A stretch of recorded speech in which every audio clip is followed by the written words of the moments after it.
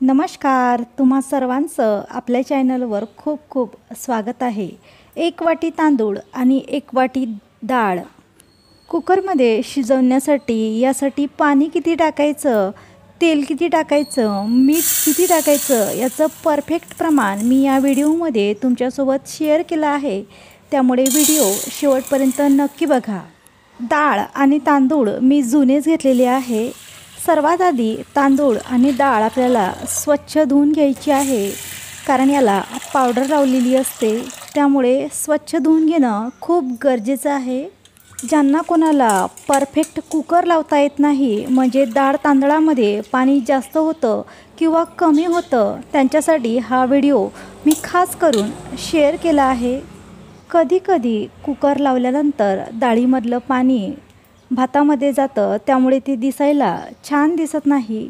यासाठी सुद्धा तुम्हाला काही टिप्स मी सांगितले आहे। जर तुम्ही एक वाटी तांदूळ घेतले असतील तर यासाठी तुम्हाला 2.5 वाटी इतकं पाणी वापरायचं आहे। याऐवजी जर तुम्ही तांदूळ नवीन वापरला असेल तर पाणी कमी लागू शकतं। तिसऱ्या वाटीमधील एवढं पाणी शिल्लक आहे। इथे आपण 1 वाटी तुरीची डाळ घेतलेली आहे आणि तुरीची डाळ शिजवण्यासाठी तांदूळापेक्षा आपल्याला जास्त पाणी लागणार आहे। इथे 4 वाटी इतकं पाणी मी यामध्ये टाकून घेतलेलं आहे। जर वरण तुम्हाला पातळ हवं असेल तर इथे 5 वाट्या पाणीसुद्धा तुम्ही वापरू शकता।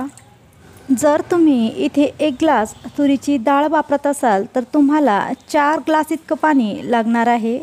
डाळीमध्ये अर्धा टीस्पून आणि तांदूळामध्ये अर्धा टीस्पून एवढं मीठ मी इथे वापरलेलं आहे। नंतर यामध्ये आपल्याला तेल टाकून घ्यायचं आहे। तेल टाकल्यामुळे डाळ आणि तांदूळ लवकर शिजण्यास मदत होते। चम्मचच्या मदतीने छान हे मिक्स करून घ्यायचं, म्हणजे आपण टाकलेलं तेल आणि मीठ सर्व तांदूळाला आणि डाळीला लागतं। यासाठी सर्वात शेवटी मी डाळीमध्ये अर्धा टीस्पून एवढी हळद टाकून घेतलेली आहे। कुकरमध्ये आपण 1.5 ग्लास इतकं पाणी टाकून घेतलेलं आहे। डाळीचं पाणी भातामध्ये उतरू नये यासाठी सर्वात आधी आपल्याला डाळीचा डबा हा खाली ठेवायचा आहे। ठेवत असताना अतिशय काळजीपूर्वक ठेवून घ्यायचा, मधोमध ठेवायचा आहे।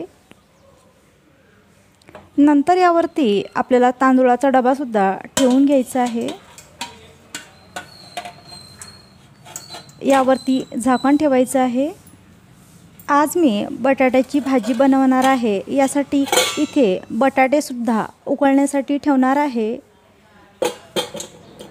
इथे मी 3 बटाटे कट करून घेतलेले आहे आणि या प्लेटवरतीच आपण हे बटाटे ठेवून घेतलेले आहे। पाणी न टाकता अतिशय सहज हे बटाटे अतिशय छान असे शिजून तयार होतात। कुकरला रिंग लावण्याच्या अगोदर ही रिंग आपल्याला ओली करून घ्यायची आहे, यामुळे कुकरची शिटी व्यवस्थित होते। सर्वात शेवटी आपण हे झाकण लावून घेतलेलं आहे।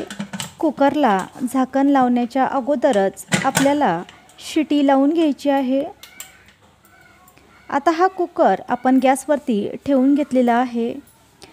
3 शिट्या आपल्याला फुल फ्लेमवर करून घ्यायच्या आहे, यापेक्षा जास्त शिट्या करायच्या नाही। 15 मिनिटांमध्ये 3 शिट्या परफेक्ट होतात।